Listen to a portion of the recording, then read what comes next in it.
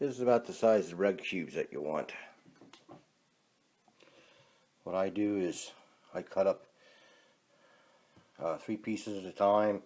I'll go about 8 slices this way and 7 or 8 that way, and that gives me about the size cubes that I need. They don't have to be real small. Okay, there you go. This is both loaves cut up. You notice how none of the cubes are smashed. That's what's nice about cutting from frozen. You do not smash the bread cubes. It's a lot easier to cut. A onion, use about 3 or 4 medium, small size onions, chopped not real fine. Okay, here's about the size you want your onions. About a medium chop, I would say. Now I measured them out just for the sake of the video, and that's 3 cups of onion. Okay, what I did was remove about half the breadcrumbs, put them in the lid. That way I'll be able to toss around the onion, mix them in. So I put half the onion in, gave it a mix, and the other half sitting on top. I'll dump that in. And once the eggs go in next, once you put the eggs in and fold it in, it tightens up the mixture, so you'll be able to finish all the mixing in one pan. Okay, right here's 3 large eggs beaten. I'm going to add about half of that or close to it, and toss with a fold and toss with a wooden spatula. Then once that tightens up a little bit, then I'll add the rest. Okay, the 3 eggs have been folded into the bread cubes. When you fold that in, what I mean by fold is you toss it. You gently use a wooden spatula. It's really nice for that. You don't want to stir and smash bread cubes. You want to stay unsmashed. But anyway, so you fold the eggs into the bread cubes well, and then once you're done, pat it down, and then we're going to let it sit for about 15 minutes so the bread cubes can pick up the moisture from the eggs. Okay, next I fold in 1 stick of melted butter. That's a 1/4 cup. So I got 1 stick of melted butter in there. And before I do that, I'm going to loosen up the breadcrumbs. You notice that I got nice and tacky. Well, not real tacky, but they're tacky and damp now from sitting. So then I'll use my wooden spoon to loosen it up, and then gently fold in the butter. Again, you want to fold, you don't want to stir.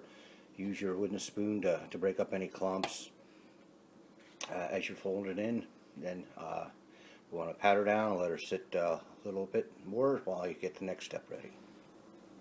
Now, if you're not sure what I mean by fold ingredients together, I'm going to try and do this one-handed. But what folding is picking it up, tossing it, and breaking apart any clumps. A lot of times you use your hand also to keep things from falling out of the pan, but this is basically folding, is picking up, tossing, and just moving it around and breaking up the clumps. So, see, I mean, stirring is like you do a gravy or something, but when you fold, you do it gently, then it keeps you from smashing all the bread cubes. So, okay, that's what folding is, and what really works nice with this, my grandmother taught me this trick. She always used a wooden spoon for folding. It works, for some reason it just works a lot nicer than it does a regular spoon or a rubber spatula.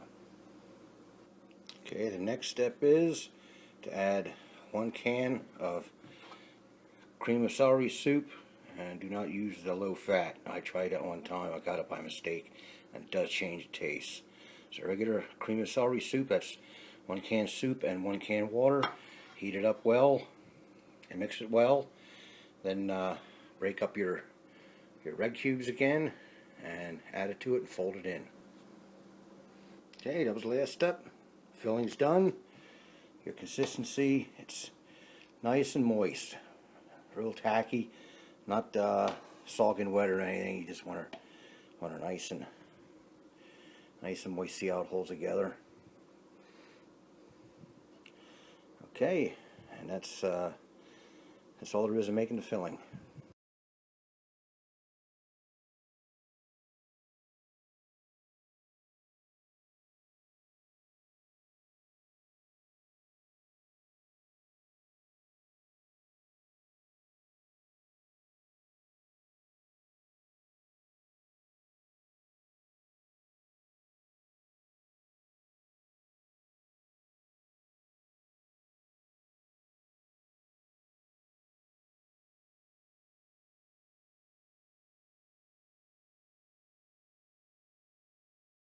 What I do is, and here's the leftover filling. As soon as I was done making it today, I put it in this pan, put it in the fridge.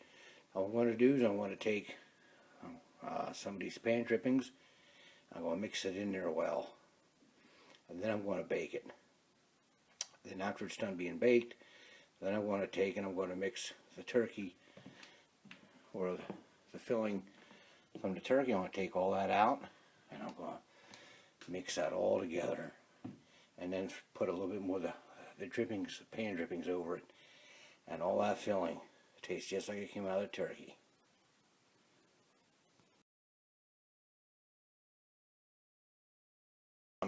I'm guessing about a third, maybe a half a cup of the pan drippings in there. I mixed it up real well, and then just put a little bit more on. So now I'm going to throw the lid on top, and I'm going to throw it in the oven at 350 degrees for, I'll check it in about 30 minutes. You want 165 degrees in the center of the filling. That's your done temp. Okay, here's the final product of the filling. It's been all mixed together. And let me take a little taste test here.